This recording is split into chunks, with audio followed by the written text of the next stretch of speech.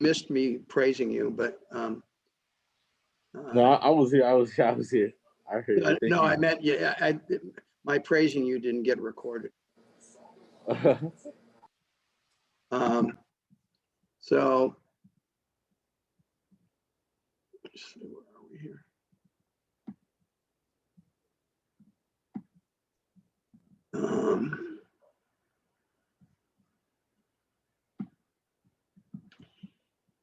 So this guy, Jim Gilbert, sent us a bunch of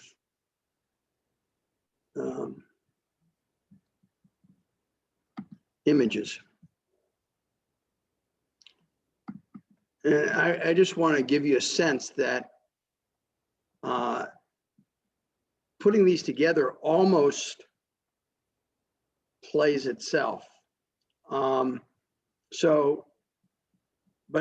these aren't in any order yet. These are just in the random order that he sent it to us. But it'll give you a sense of how this creates a feel for who this guy is.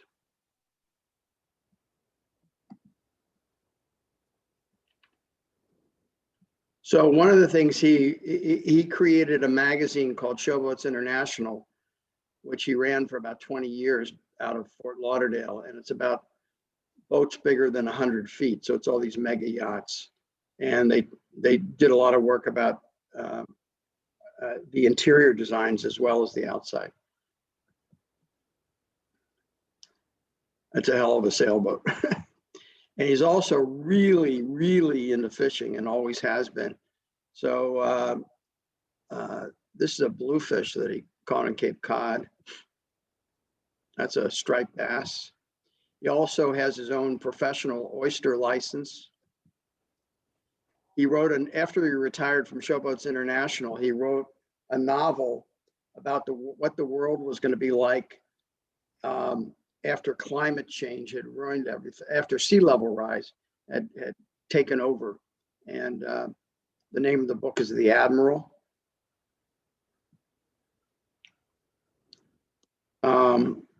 There it's on sale at a bookstore. He's also been a surfer since he was a teenager and represented Hobie Boards for a while. What he didn't have, Kevin, and which I'd still like to find some pictures of, he didn't have any pictures of himself actually fly casting. And I think that's really beautiful. So if you could find some pictures where somebody has their back to us, so you don't know if it's Jim or not.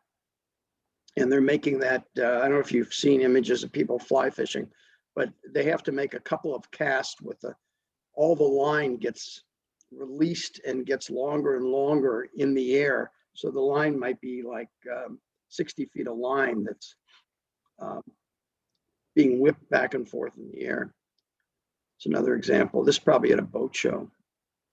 You don't have to use all these, Kevin. These are just things that he sent us. So I don't even know what this is, some kind of award that he got. Yeah, I have that picture. And then this is, he was also the president of a yacht building company after he retired from Showboats International. So he was president of Christensen Yachts. More fish. These are pictures. I used to go fishing with him in the Keys. He had a place in Key Largo. So he would take me out on the flats and he would get up on that platform and you can see the big pole that's between his legs. And he would pull me along through water that was no more than 6 feet deep and you could see the fish coming at you. So this is what I would call the backcountry of Key Largo. You said we have to use 10 pictures or less? No, you use as many. Sabrina was just saying that she has 16 of them. So I think I would, this is pretty easy to do, Kevin. It's just taking the creative part is deciding what images should go next to each other. And you can just put fades from, from black to black at either end. And sometimes you have to decide on how long are we going to stay on each one of these images. So sometimes you want it to be short and just kind of move through it quickly. sometimes you might want to linger, and that partially depends on what the music is. I think these shots are pretty serene and certainly talk about Florida. So I think these are worth including. And you can see if you move them fast, it's almost like you can see the weather coming in. This is kind of the back area of his house in Key Largo. You can see his boat there. This is, he built, I'll show you a little bit later, for his wife's 40th birthday. He built an osprey platform on a mangrove island that was right across a little channel from their house. And ospreys would come and mate there and raise their babies. You'll see it again in a minute. So there's the osprey platform right there. And over here, I'm standing on his deck taking this picture. Now, this is something really cool that I want you to do. So one of the things that was neat about his location was that manatees would come by. And when they came by, you could stick you start a fresh water, a hose running fresh water into the salt water. And the manatees would come up to the hose and put the hose in their mouth and just start drinking water from the hose. So in this case, we can, if you move these kind of quickly, you can almost get the sense that the manatee is swimming, right? And then this is the last one.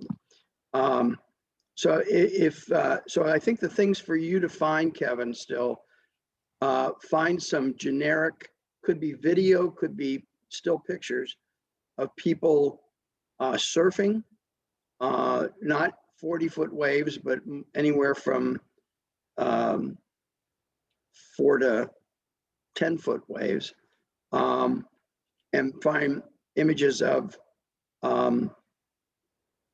somebody fly fishing and casting. But you can see how, you can put these together and it's almost like a movie.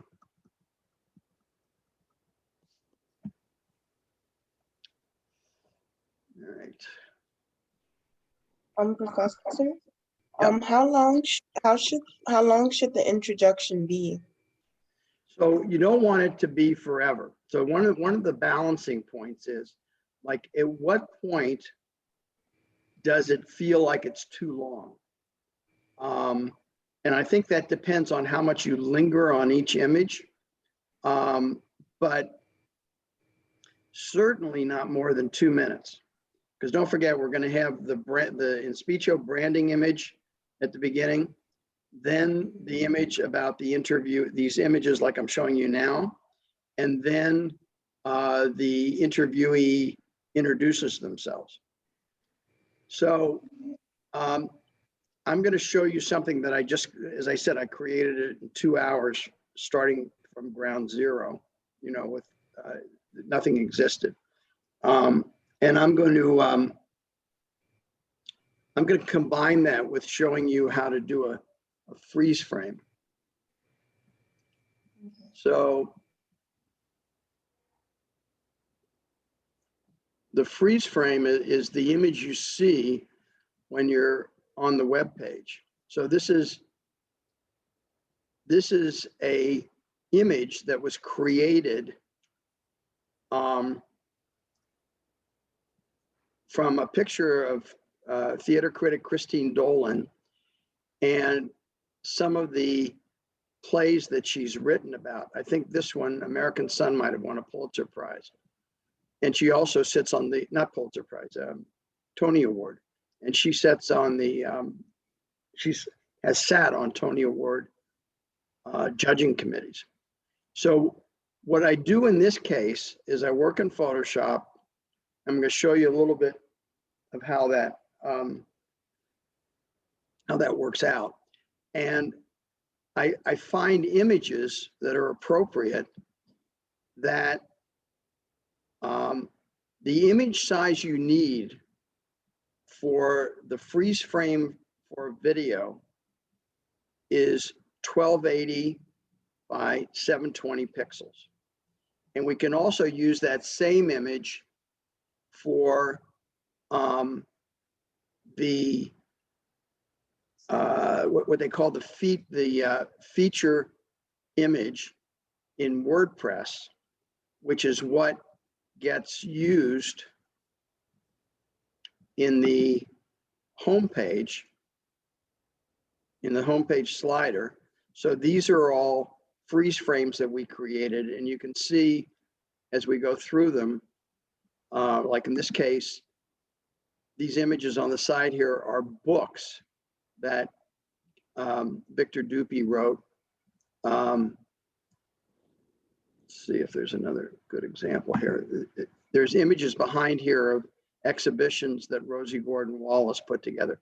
But when you go to this same feature image in the WordPress template, automatically, actually, let me go visual arts.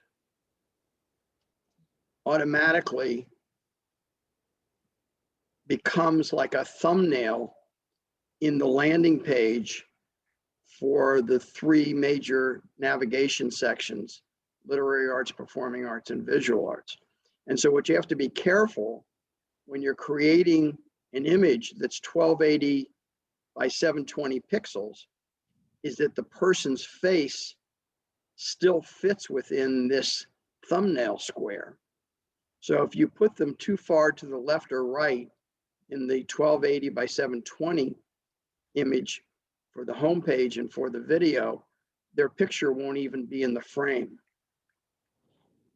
Any questions about that?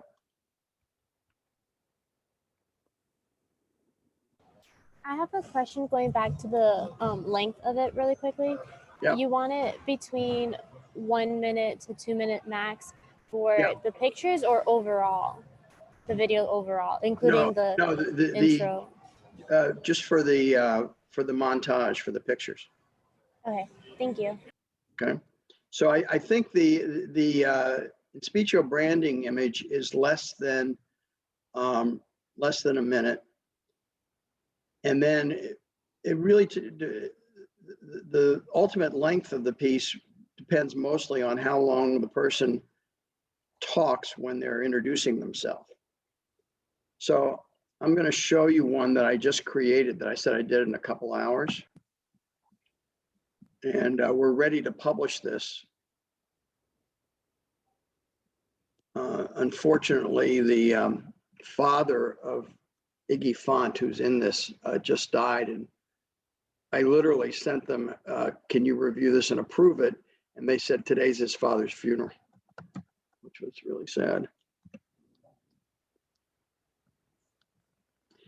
So what I want to show you here is one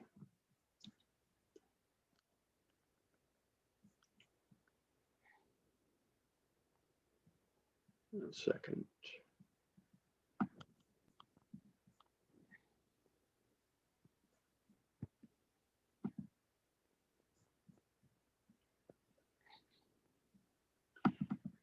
A lot of times the quality of the images we have depends on how good of an image we captured using Zoom, if we did a Zoom interview. And I've done nothing but Zoom interviews since the middle of March. So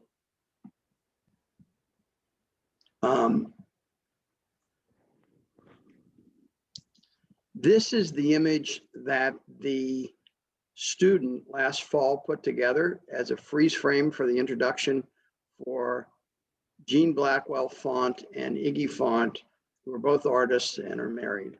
And Jean Font, by the way, or Jean Blackwell Font, is the one of the executives at Artburst.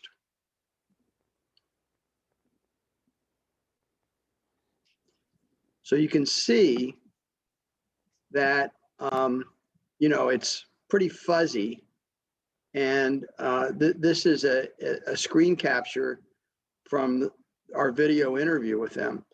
And even though I think if this was sharper, they'd look nice, I wasn't really thrilled with the quality. And then the student put in these images of their work and of them that he captured off the internet.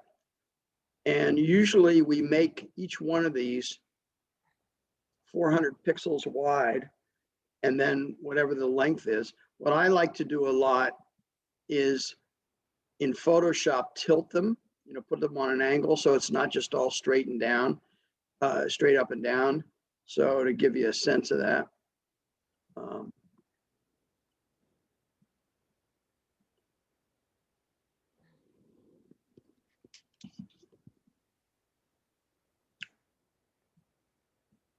I think, I'm not going to come up with an example real quickly, so I'm going to let it go. But I'll show you a little bit later. But usually I like to take them into Photoshop and tilt them, put an angle so they're not all straight up and down. So this is the one they did. And when I looked at it, I said, this isn't our best foot forward. So that's why I decided to make one from scratch. And what I did, this is an example of where I tilted an image. So in this case, this is a screenshot from a Zoom interview with Lenore Anthony. And you can see here on the side for every image of her work, in this case of the book Sounds of Freedom. I think these are all pictures from the Sounds of Freedom. I made separate layers in Photoshop. So if I just start taking these out, I'm just gonna make them, you can see the layers.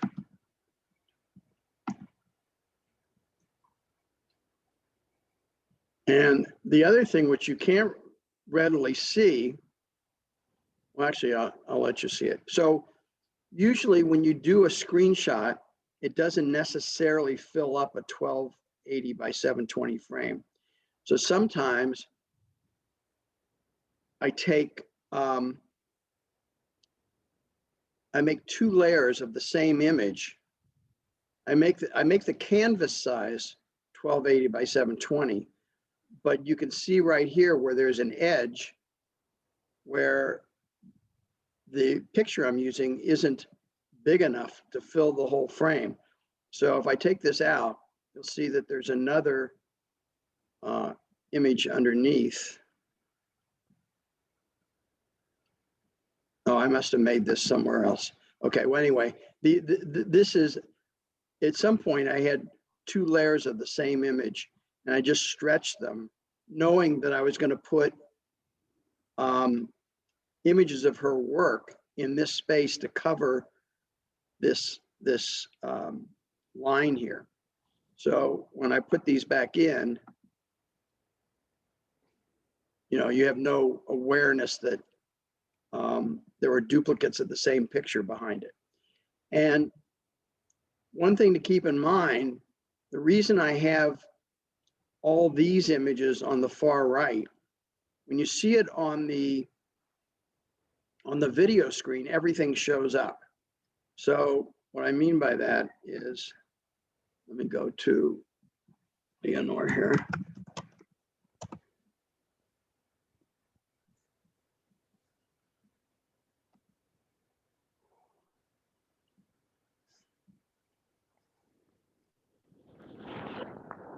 So you can see, this is the same image that I created in Photoshop.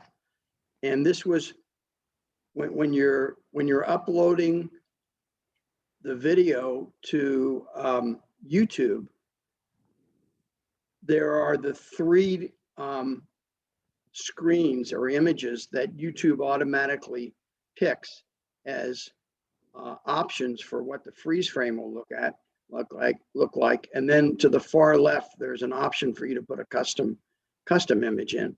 And that's where you can upload this image and it'll appear as the freeze frame for that particular video.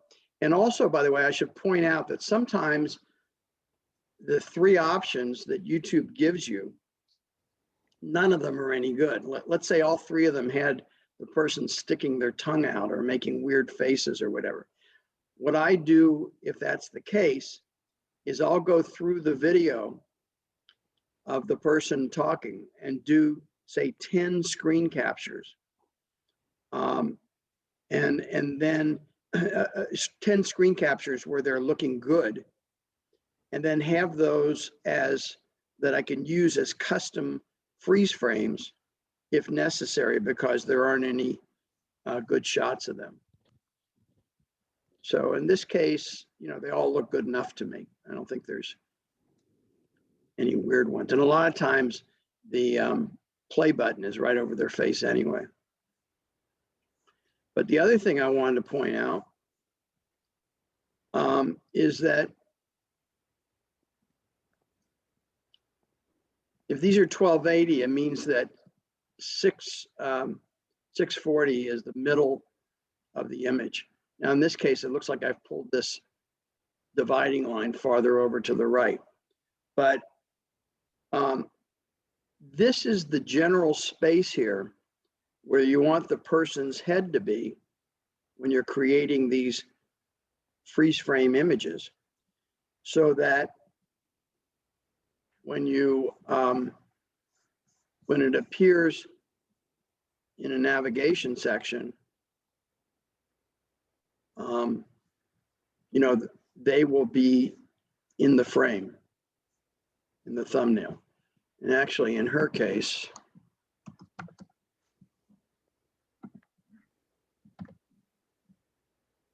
I haven't published hers yet, but you can see what appears in this thumbnail. So this is roughly the area. Sometimes you have to experiment to get it right where they should be. So as an example of that, hang on a second.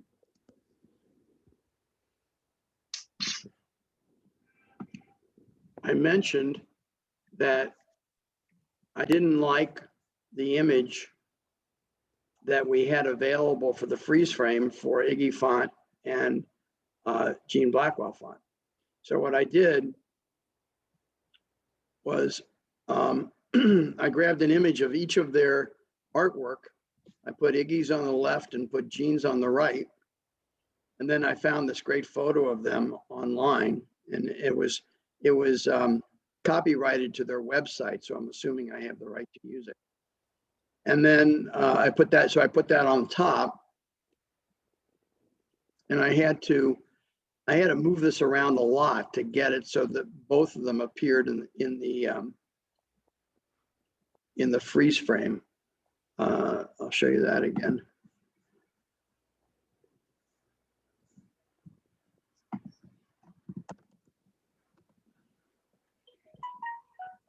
So you can see they both appear in here. And again, you know, these are the two images I used of their work. As I said, I had to move them around to find the right place. And the other thing I did with this using Photoshop is I cut out the left side of their, you know, this was just a square image in the beginning, and I cut out the left side because I thought it looked a little more interesting. But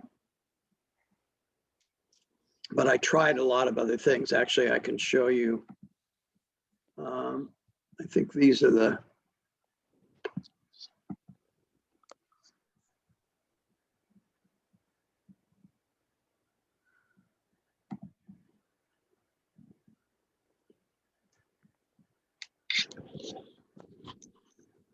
So you can see it, and actually this is a screenshot that you know, when I went to Google and then I looked at images, this was the one that I liked.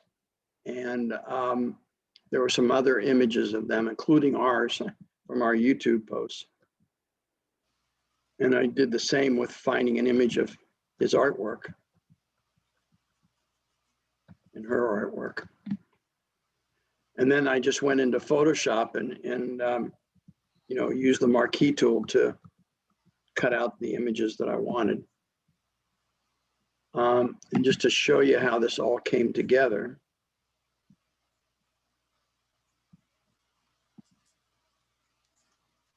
We haven't published this yet.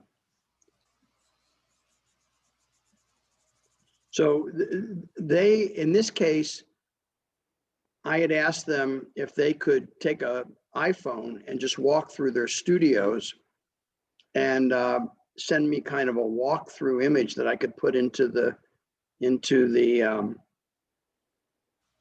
introduction video as a montage. Instead, they sent me a video of their work. So you'll see how this turns out.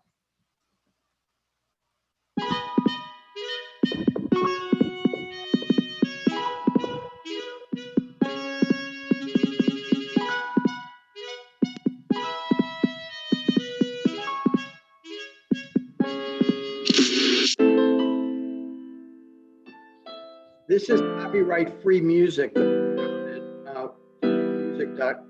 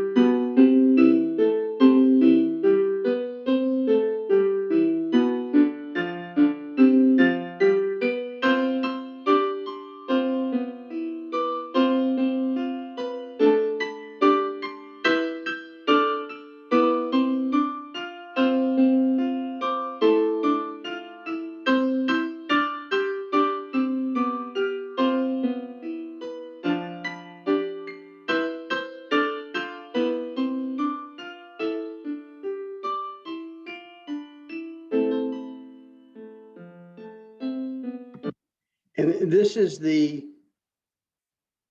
title screen, if you will, for the that we put in all our introductions. So it's the name, it's what they do, and where they were interviewed.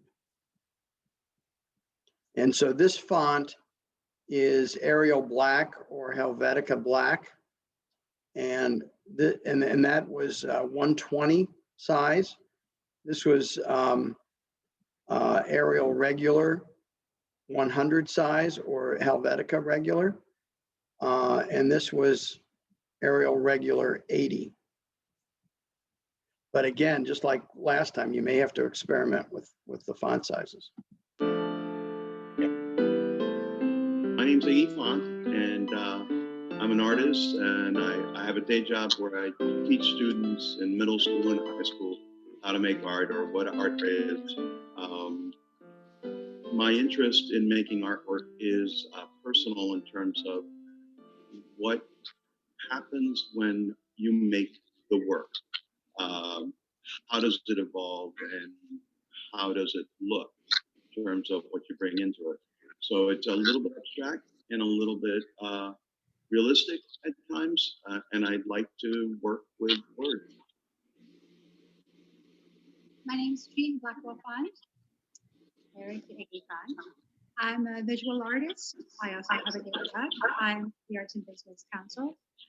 I make 3D sculptures. I make assemblage, collage.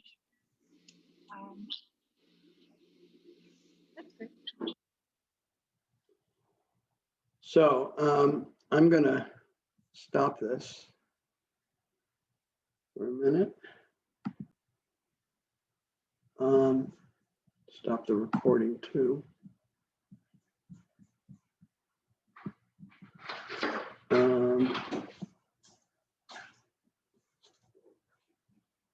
One second. Here we go.